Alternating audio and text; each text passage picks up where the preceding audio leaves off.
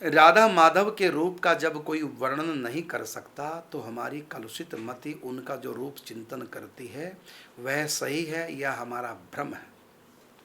भ्रम नहीं है, वो बिल्कुल सही है। क्योंकि भगवान ऐसे, ठीक है, हम भगवान, हमारा मन भगवान तक नहीं जा सकता, क्योंकि भगवान का अचिंतन च कूटस्थम अचलम ध्रुवम। परमात्मा को जो स्वरूप है वो अचिंत है। अचिंत कहते हैं मन और बुद्धि से परे जो है, जिसको बुद्धि विचार नहीं कर सकती, सोच नहीं सकती, मन जहाँ जा नहीं सकता। कहा ना, गो गोचर जहाँ लग मन जाई, सो सब माया जानो बाई।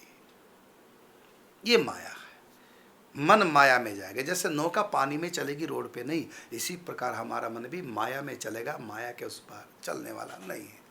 तो आपका बड़ा सुंदर प्रश्न है कि जब मन वहाँ तक पहुँच ही नहीं सकता, मन वहाँ जा ही नहीं सकता, तो फिर चिंतन जो हम करते हैं फिर ये नकली हुआ ना, फिर तो भगवान तो नहीं है चिंतन में। बहुत सुंदर आपका, और इसका उत्तर गीता में भगवान ने बिल्कुल स्पष्ट दिया है।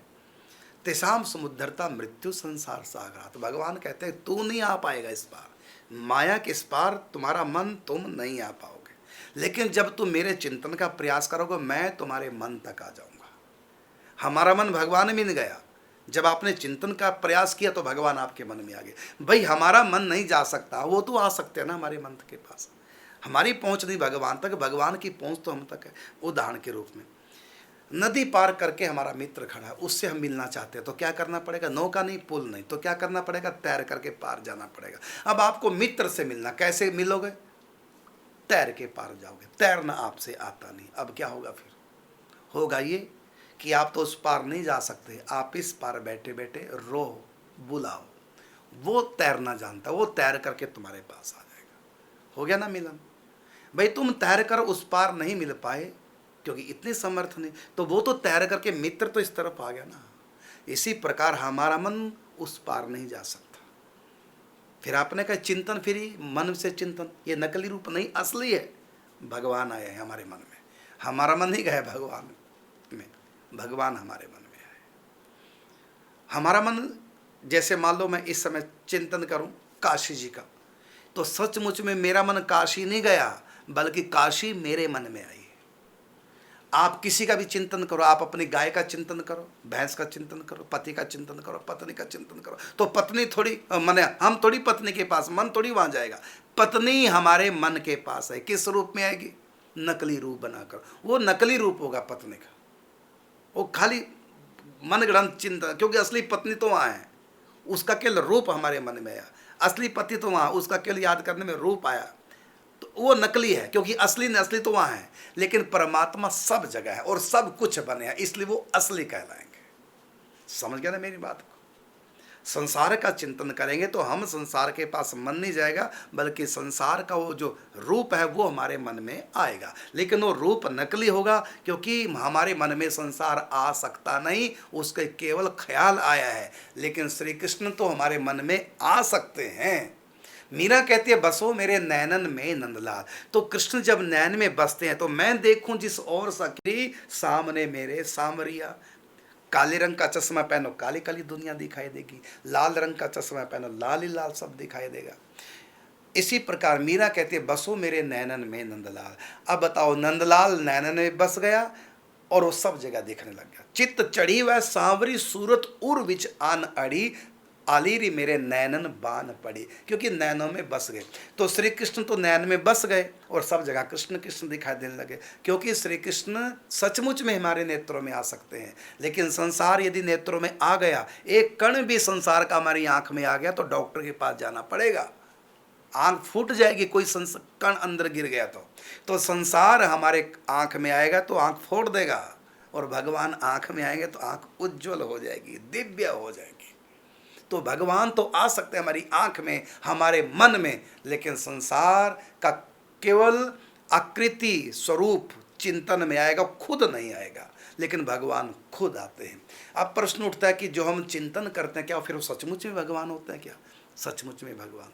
फिर तुम प्रश्न करोगे भगवान तो बड़े सुंदर होते हैं, पागल हो गए जिन्होंने देखा। तो हम जो रूप देख रहे हैं चिंतन में, हम तो पागल नहीं हुए हैं। इसका अर्थ ये है कि हमारे मन में श्री कृष्ण आए तो सही, लेकिन अपने असली रूप में नहीं आए, हमारे भाव के अनुसार आए। जाकी रही भावना जैसी और प्रभु मूर्त तीन देखी तैसी। तो जैसी हमारी भावना थी, भगवान दरअसल मेकअप करके आए हैं। कैसा? जैसा हमारा भाव था। आप भजन कर करके और भाव बढ़ाइए, सत्संग सुन के और भाव बढ़ाइए। देखिए, पहले जो आप ध्यान करते थे, मंद मंद सा हल्का हल्का सा होता था, और अब देखो कितना क्लियर। और उसके बाद और भजन करो, और मन पवित्र करो, और निष्कामता लाओ, और कथा सुन के मन में प्रेम बढ़ाओ। फिर देखो ना, कृष्ण के दर्शन इतने होंगे कि पागल हो जाओगे उसको देख देकर। एक क्षण भी इधर से उधर मन नहीं जाएगा। तो जो जो हमारा भाव पवित्र होता जाएगा, ठाकुर जी भी अपनी छवि को निखारते चले जाएंगे, क्योंकि जैसे जिसकी भावना, उसके लिए वो रूप वैसी बना लेते हैं। आप श्री कृष्ण का चिंतन कर रहे हैं, कोई खास चिंतन हो ही नहीं रहा, लेकिन फिर भी जितना हो रहा है उतना हो, बिल्कुल ठीक है। भगवान ही है, वो शुद्ध भगवान है, लेकिन उन्होंने आकृति कैसी बनाई? जैसा हमारा भाव है। कहा ना कि ये यथा माम प्रपद्यन्ते तांस थैव भजाम्य हम। मेरे प्रति जो जैसा भाव रखेगा। और आपने क्या भाव रखा चिंतन करते समय? ये तो मैं कल्पना कर रही हूँ।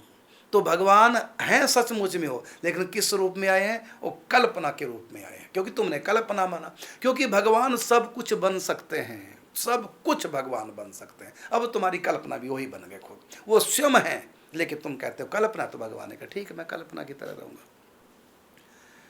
तुम किसी भी रूप में मानो, नरसिंह भगवान सिंह के रूप में, तो सिंह बन के आ गए। जहां भी भगत को जिस रूप की आवश्यकता, वही रूप बना लेते हैं। तो आप उनको मानसिक मानोगे तो मानसिक बने रहेंगे।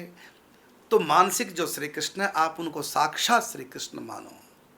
चरण सेवा करो, निकुंज का चिंतन करो, वृंदावन का चिंतन। जितना आप साक्षात मानते चले जाएंगे, उतने साक्षात रूप प्रकट होता चला जाएगा। लेकिन साक्षात भी आप तभी मान पाएंगे मानसिक को, जब आप पवित्र होंगे भजन के द्वारा, सत्संग के द्वारा, प्रेम के रंग में, कथाओं के द्वारा प्रेम के रंग में रंग चुके होंगे।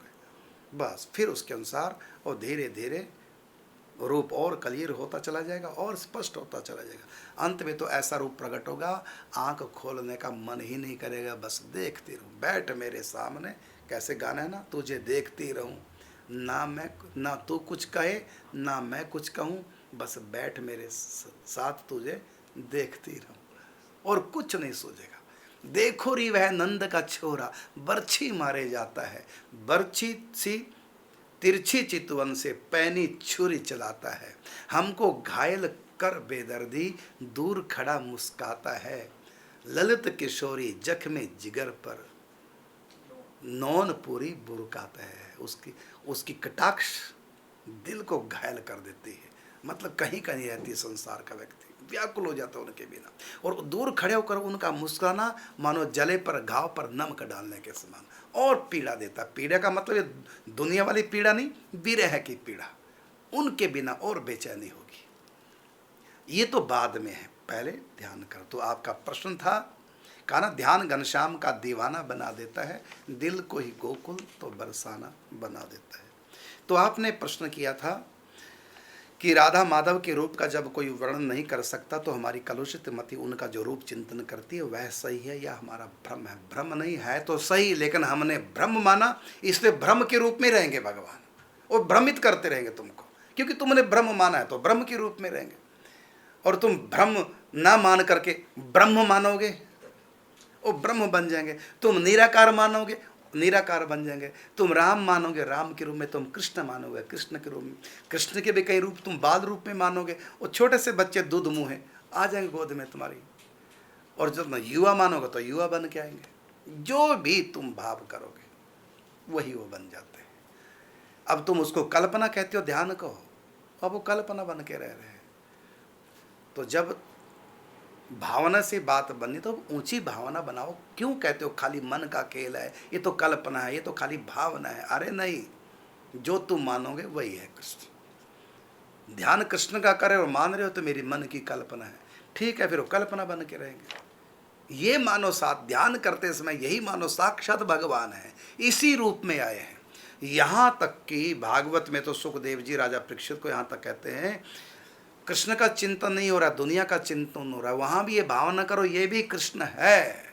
नामदेव के सामने कुत्ता रोटी लेके भाग गया, नामदेव ने पकाई रोटी रोटी कुत्ते ने उठाई, पीछे घी का कटोरा लिए जा रहे, बोले रूखी तो ना खाओ, कुछ घी तो लेते जाओ, रूप अपना क्यों मुझसे छिपा रहे, तेरा मेरा एक नूर, फिर काहे को हजूर, तूने शक्ल बनाई है स्वान की और मुझे ओढ़नी उड़ा दी इंसान की। तो वहाँ कुत्ता था, लेकिन क्या माना उन्होंने, नहीं ये मेरे विठल नाथ ठाकुर जी हैं, सूखी रोटी लेके गए हैं, मैं घी तो चुपड़ता, घी का कटोरा लिए जा रहे हैं नामदेव जी। और देखो साक्षात विठलनाथ श्री कृष्ण प्रकट हो गए। क्यों प्रकट हो गए? क्योंकि उन्होंने उसको कुत्ता नहीं माना। कुत्ता था वो, कुत्ते को कुत्ता नहीं माना, क्या माना? भगवान माना। देखो जब तुम उंगली में अंगूठी पहनते हो, जैसे छल्ला है, तो तुम क्या सोच के पहनते हो? छल्ला। लेकिन जब इसको बेचने जाओगे, क्या सोच के बेचोगे? छल्ला समझ के बेचोगे या सोना? वहाँ क्या पूछोगे सुनार से, आजकल छल्ले की क्या कीमत है, ये पूछोगे कि सोने की क्या कीमत है? और सुनार भी जब खरीदेगा वो छल्ला देखेगा या सोना? अब दृष्टि है। जब तुमको अंगूठी चाहिए, फिर वो अंगूठी कह के बात करेगा और तुम भी अंगूठी मान करके बात करोगी, और फिर तुम अंगूठी पहनते समय कहोगे मैंने अंगूठी पहन ली। अब तुमने अंगूठी देखी, लेकिन जब तुमको बेचनी होगी, अब तुम अंगूठी ना देख करके अब तुम देखोगे सोना। अब बताओ ये दो चीज़ें हैं कि एक? ये एक ही चीज़ है, सोना ही अंगूठी बना है, अंगूठी ही सोना है, ये दो तत्व नहीं है। लेकिन हम नज़रिए दो रख सकते हैं, ये छल्ला है या ये सोना है, नज़रिए दो हैं एक ही। इसी प्रकार सारा संसार और भगवान सब एक ही तत्व है। अगुण सगुण सब आप हो, निराकार साकार, सर्व रूप धरि हे हरि, आप बने संसार, सब कुछ आप हो। इसलिए नामदेव को था कि सब कुछ श्री कृष्ण है, तो कुत्ता भी कृष्ण है। और फिर व्यवहार किया, घी का कटोरा लेके गए, ठाकुर जी प्रकट हो गए। ऐसी निगाह मीरा की निराली, पी के जहर की प्याली, ऐसा गिरधर बसाया हर श्वास में, आया काला जब नाग बोली धन्य मेरे भाग, हरि आए आज सांप के लिबास में, हरि आए आज सांप के लिबास में।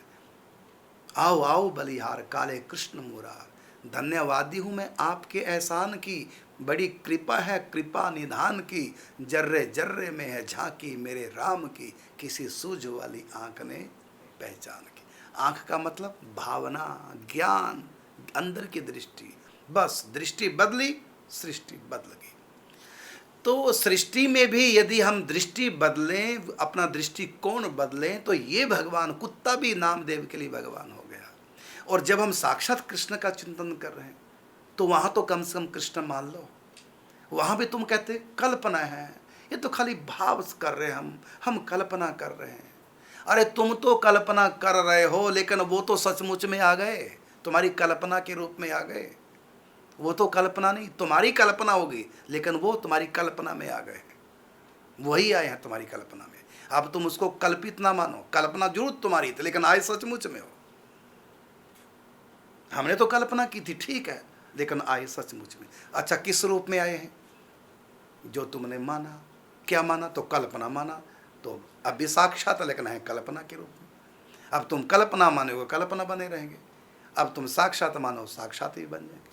लेकिन साक्षात मानने के लिए बहुत पुण्य करने पड़ेंगे। स्वल्प पुण्याम ताम राजन विश्वासो नहीं जायते, बहुत पुण्य करना पड़ेंगे, दान पुण्य परोपकार करने पड़ेंगे, गरीबों के दिन दुखियों की सेवा भी करनी पड़ेगी, खूब भजन करना पड़ेगा, खूब सत्संग करना पड़ेगा, गौ माता की सेवा करनी पड़ेगी। अपने परिवार के सब के आगे हाथ जोड़ के रखिए, मन की तरफ ध्यान दीजिए, मेरा मन कहीं भी गंदा ना हो जाए। यदि किसी की तरफ से मुझको कोई कष्ट मिल रहा है, यही भाव करूँ, मेरे प्रभु का विधान है, मेरे कर्म के अनुसार खेल चल रहा है, मैं अपने मन को गंदा ना होने दूँ, क्योंकि मन को पवित्र रखना, क्योंकि पवित्र मन में ही भाव का प्रगट्य होगा। राम नाम की साबुन से जो मन की मैल मिटाएगा, निर्मल मन के दर्पण में वो राम के दर्शन पाएगा। फिर तो आप बातें भी करेंगी। प्रारंभ में तो क्या होगा कि जो जो आप सोचेंगे, या आपकी भाषा में कहें, जो जो आप कल्पना करेंगे, वैसी वैसी भगवान दिखते चले जाएंगे, वैसी वैसी खेल भी भगवान करते चले जाएंगे। ये प्रारंभ में होगा। लेकिन धीरे धीरे ध्यान करते करते, कल्पना करते करते, यदि आपकी भाषा में कहूँ जैसा कि लिखा हुआ है, तो कल्पना सही करते करते मिजाजी इश्क के बदले हकीकी इश्क हो जाता, न रहती नाव चक्कर में बेड़ा पार हो जाता। झूठे खेले सांची हुई और सांची खेले बिरला कोई। तो झूठे सही, झूठ मूठ में चिंतन करते रहो, जितना बने, घंटा 2 घंटा प्रतिदिन करो। देखना क्या चमत्कार होगा। जिसको आप कल्पना कह रहे हैं ना, कुछ समय के बाद चिंतन करते करते मन की इस योग्य हो जाएगा कृपा से। लकड़ी जो चूल्हे से बाहर हो लकड़ी होते, जब चूल्हे में देते हैं ना जलती आग के साथ, तो धीरे धीरे वो लकड़ी भी आग बन जाती है, लेकिन एकदम नहीं, धीरे धीरे। इसी प्रकार आप चिंतन कीजिए, धीरे धीरे आपकी कल्पना, जिसको आप कल्पना कह रहे हैं, वो साक्षात हो जाएगी। इसी का नाम है झूठे खेले सांची हुई। करो कल्पना से चिंतन, और कुछ समय के बाद सचमुच में हो जाएगा। लेकिन इतना मैं जरूर कहना चाहूँगा, जो चिंतन भजन खूब करते हैं वो अपने मन की तरफ ध्यान रखा करो। राग द्वेष, निंदा चुगली, ईर्षा, दूसरे की तरक्की से चिढ़ना, छोटों से नफरत करनी, बड़ों से चिढ़ना, बहुत अवगुण हम लोगों में, इसकी तरफ हम ध्यान नहीं देते। मैंने देखा संसारी लोगों को, वो भजन की तरफ तो ध्यान देते हैं, भजन करने लग जाते हैं, हमारे पास आते हैं, महाराज 32 तो माला करते हैं, अब और नियम बढ़ा दो। तो इधर तो जोर आप दे रहे हैं, बहुत अच्छी बात है, बड़ी कृपा, लेकिन इससे भी ज़्यादा जोर दीजिए अपने मन के विकारों को संभालने में। निंदा चुगली, ईर्षा, द्वेष, नफरत, कपट, अभिमान, अहंकार, दूसरे को छोटा दिखाना, अपने आप को कुछ करके दिखाना, ये सारी आदतों को सुधारिए, इधर ध्यान दीजिए। क्योंकि हमारा जब अभी हमारे मन को परिमार्जन करने में उसकी एनर्जी ऊर्जा खर्च हो रही है, लेकिन जितना हम परिमार्जन करते हैं अपने मन का नाम जप के द्वारा, उससे दुगनी हम गंध डाल देते हैं राग द्वेष ईर्ष्या निंदा चुगली करके। कितना बड़ा धोखा आप अपने साथ कर रहे हो। इसलिए भजन की तरफ तो जोर दे ही रहे हो, साथ में इधर भी जोर दो कि मन गंदा ना हो पाए। जल्दी से मन पवित्र कर दे, मन पवित्र हो जाए नाम जप से। और फिर जब मन पवित्र होगा उसके बाद संत कृपा से हृदय में प्रेम के रंग से रंग जाओगे, संत कृपा से। संत यदि नहीं मिले तो भगवान डायरेक्ट भी कृपा कर सकते हैं, रंग जाओगे प्रेम में। लेकिन पहले चित्त शुद्धि तो कर लो, ये तो काम आपका है। तो कपड़ा धोना आपका काम है, और इसको रंगना, ये रंगरेज संतों का काम है। संत देर नहीं लगाते। लोग कहते महाराज कृपा करो भक्ति मिले करे। गंदा कपड़ा कहता धोबी से, मुझको रंग दो। धोबी ने कहा नहीं, अभी पहले धुल, उसके बाद रंगरेज के पास ले जाऊंगा, धो दूंगा। तो पहले तो धुलाई करो भाई, नाम जाप करो, अपराधों से बचो, ईर्ष्या द्वेष से बचो। और तुम लोग कैसे ईर्ष्या द्वेषी, मेरे पास तो खैर ऐसे लोग नहीं हैं, लेकिन मैंने सुना गुरु से द्वेष करने लग जाते। क्यों? मेरे को प्रसाद कम दिया, उसको ज़्यादा दिया, मेरे से कम प्रेम करते हैं, उससे ज़्यादा करते हैं, यहीं चिढ़ जाते हो, गुरु से ईर्ष्या करने लग जाते हो, गुरु में दोष लगाने लग जाते हो। तो तुम गुरु तक को नहीं बख्शते, और दुनिया के साथ क्या गंदा व्यवहार करते होंगे, सोचिए।